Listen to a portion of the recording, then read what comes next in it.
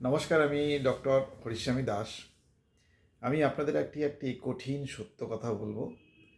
জেতার ইচ্ছা বা গোল থাকলেই কিন্তু জেতা যায় না। যদি শুধু জেতার ইচ্ছাতেই কাজ হতো, তবে প্রতিটি প্রতিযোগীই তো প্রথম হতে পারত। হারতে তো কেউ চায় না, সবাই জিততে চায়। তাহলে তফাৎটা কোথায় দাঁড়ায়? কেন কেউ রেকর্ড গড়ে আর কেউ মাঝপথে হারিয়ে যায়? আজ আমি আমার 25 বছরের শিক্ষকতা জীবনের অভিজ্ঞতা থেকে আপনাদের আমি একটা জিনিস বলার চেষ্টা করব। কেন আপনার লক্ষ্য অর্থাৎ গোল নয়, বরং আপনার পদ্ধতি, যেটা সিস্টেম, আপনার ভবিষ্যৎ করে দেয়। অর্থাৎ লক্ষ্য নয়, আপনার পদ্ধতি, আপনি যে সিস্টেমকে পালন করেন, মানে ফলো করেন, সেটা আপনার ভবিষ্যৎ গড়বে। দেখুন, জীবনে কিছু লক্ষ্যের না ফাঁদ আছে, ট্র্যাপ অফ গোল। সেটা কীরকম? আমরা সবাই লক্ষ্য স্থির করি, আমাকে পরীক্ষায় 90% পেতে হবে, বা আমাকে ওজন কমাতে হবে। তো জেমস ক্লিয়ার বলছেন, লক্ষ্য হচ্ছে একটা ফিনিশিং লাইন। আপনি যখন সেখানে পৌঁছান তখন আপনার আনন্দ পান, কিন্তু তারপরেই আপনার কি হয়? আপনি প্রেরণাটা হারিয়ে ফেলেন। তো লক্ষ্য আপনাকে শুধুমাত্র পথ দেখায়, কিন্তু সেই পথে হাঁটাতে পারে না। তো সিস্টেম কি? What is system? সিস্টেম হলো আপনার প্রতিদিনের ছোট ছোট অভ্যাস। অর্থাৎ 90% নম্বর পাওয়াটা আপনার লক্ষ্য, কিন্তু প্রতিদিন নির্দিষ্ট সময়ে যদি আপনি 2 ঘন্টা পড়েন, এই 2 ঘন্টা পড়াটা হলো আপনার সিস্টেম। সুস্থ থাকাটা আপনার লক্ষ্য জীবনের, কিন্তু প্রতিদিন 10 মিনিট হাঁটা হলো আপনার সিস্টেম। তো যদি আপনি লক্ষ্যটা ভুলে গিয়ে শুধু সিস্টেমের উপর মনোযোগ দেন, লক্ষ্যটাকে সরিয়ে রেখে যদি আপনার সিস্টেমের উপর মনোযোগ দেন, তবে লক্ষ্য এমনিতেই আপনার কাছে এসে ধরা দেবে। দেখুন, পাহাড়ের চূড়ার দিকে তাকিয়ে যদি আপনি হাঁটেন, তাহলে হোঁচট খাবেন, ছোট ছোট পাথরেই আঘাত খেয়ে পড়ে যাবেন। কিন্তু নিজের পায়ের নিচের ধাপগুলোর দিকে তাকালে আপনি ঠিক একসময় চূড়ায় পৌঁছে যাবেন। সিস্টেম কেন দীর্ঘস্থায়ী জানেন? দেখুন, লক্ষ্য পূরণ হলে মানুষ অলস হয়ে যায়, কিন্তু যা সিস্টেম অভ্যাসে পরিণত হয়ে গেছে সে থামে না। যে অভ্যাসটাকে রপ্ত করে ফেসে থামে না। একজন সত্যিকারের বিজয়ীর কাছে জয় মানে শেষ নয়, তার কাছে জয় মানে হলো তার সিস্টেমটা যে ঠিক ছিল তার প্রমাণ পাওয়া। তো শিক্ষকতা জীবনে আমার কিছু অভিজ্ঞতা, যেখানে আমি দেখেছি, একটা ছাত্রের কথা আমার মনে পড়ছে।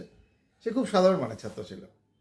সে কখনো বলেনি, স্যার আমি গোল্ড মেডেল পাবো, আমি ফার্স্ট হব, কখনো বলেনি। সে শুধু আমাকে একটা কথা দিয়েছিল, স্যার রেজাল্ট যাই হোক, আমি প্রতিদিন ভোরবেলা উঠব, আর ভোরে উঠে আমি 1 ঘন্টা পড়বো, একটা কঠিন অঙ্ক সমাধান করব। তো প্রতিদিন সে তার সিস্টেমটাকে ফলো করেছে 1 বছর ধরে। 1 বছর ধরে সে তার সিস্টেমকে ধরে রেখেছিল। বছর শেষে যখন পরীক্ষার ফল বেরালো, দেখা গেল সে স্কুলের সমস্ত রেকর্ড ভেঙে দিয়েছে। কারণ সে ফলের চিন্তা করে নাই। সে তার প্রতিদিনের কর্মের প্রতি সৎ ছিল, অনেস্টি তার কাজে ছিল। তো দেখুন, আমরা যখন ছোট ছোট জয়ে আনন্দ পেতে শিখি, তখনই বড় সাফল্যগুলো আমাদের দাস হয়ে যায়। তো সিস্টেমকে ফলো করুন, ফল এমনিই চলে আসবে। আমরা অনেক মহাপুরুষের কথা এরকম শুনেছি যে, ফলের আশা করো না, কর্ম করে যাও। তাই আজ থেকে ডায়েরিতে বড় বড় লেখা বন্ধ করুন, আমি এই করব সেই করব, বন্ধ। তার বদলে ঠিক করুন আপনার আজকের সিস্টেম কী হবে। আপনি কি আজ সকালে 10 মিনিট বই পড়েছেন? আপনি কি আজ আপনার কাজে ফাঁকি দেননি? আপনি আপনার জীবনের কোন সিস্টেমটা শুরু করবেন, সেটা আমাকে কমেন্টে লিখবেন, আমি আপনাকে উত্তর দেব। তো প্রতিদিনের ছোট ছোট পরিবর্তন, সেটাকে খুব ছোট একটা অভ্যাসকে ধরে সেটাকে আস্তে আস্তে কনসিস্টেন্স বানান। সেই অভ্যাসটাকে কখনো কোনো অবস্থাতেই, রোদ ঝড় বৃষ্টি, শারীরের সাময়িক অসুস্থতা, কোনোটাই যেন আপনার অভ্যাসকে না থমকে দিতে পারে। একটা সংস্কৃত কথা মনে পড়ছে, সৎ ও দীর্ঘকাল ও নৈরন্তর্য সৎকার ও সেবিতা দৃঢ়ভূমি। পতঞ্জলি ঋষি তার পতঞ্জলি যোগ দর্শনে বলেছেন। তো সেখানে তিনি বলছেন যে একটা অভ্যাস মানে কি, যে একটা অভ্যাস কীরকম হবে, আপনি অভ্যাসটাকে খুব ছোট অভ্যাসকেও আপনি নিরন্তর করবেন, নিরবিচ্ছিন্নভাবে কাজটা করে যাবেন এবং সেটাকে একটা স্লটে করবেন এবং এই স্লটটাকে বারে বারে ফিরিয়ে আনবেন। তো তখন দেখবেন যে আপনি সেটাকে একটা অভ্যাস, এই অভ্যাস তখন একটা চরিত্রের ক্যারেক্টারে পরিণত হয়ে যায়। অর্থাৎ আপনার তখন পরিচিতিটা হচ্ছে আপনার এই সিস্টেম হয়ে যাবে।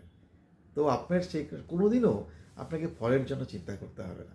এইভাবে যদি আমাদের ছাত্রদেরকে যদি এইভাবে তৈরি করা যায়, দেখবেন যে পরিবর্তনটা নিয়ে চিন্তা করার আর কোনো প্রয়োজন পড়বে না। মস্তক তুলিতে দাও অনন্ত আকাশে। ভালো থাকবেন সবাই। নমস্কার।